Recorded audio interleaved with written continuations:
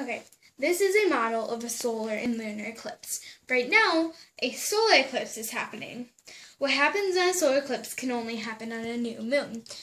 There's a difference between a solar eclipse and a new moon. With a new moon, the moon is either 5 degrees above the Earth or 5 degrees below the Earth. But what happens on a solar eclipse is that all three bodies, the sun, the moon, and the Earth, are all on the same plane.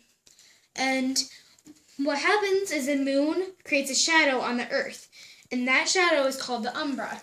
And if you're underneath the umbra, you will be viewing a total eclipse. But if you're around the umbra, it's called the penumbra. And the penumbra, if you're underneath that, then that becomes a partial eclipse. And you cannot view a solar eclipse with a naked eye. You need special tools to see it. And now we're going to move on to a lunar eclipse. Okay, so this is a lunar eclipse.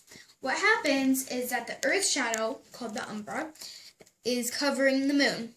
And on the side, once again, it's called the penumbra. And the moon does not get caught by that.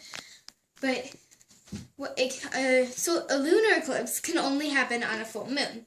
A full moon, the difference between a full moon and a lunar eclipse is that, once again, the moon is either 5 degrees above the Earth or 5 degrees below the Earth.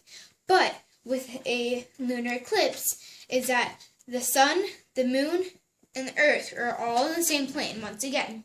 And that's what's happening right now. But with a lunar eclipse, you can see this from the naked eye. But when you do look at it with a naked eye, the moon appears to be red in the sky.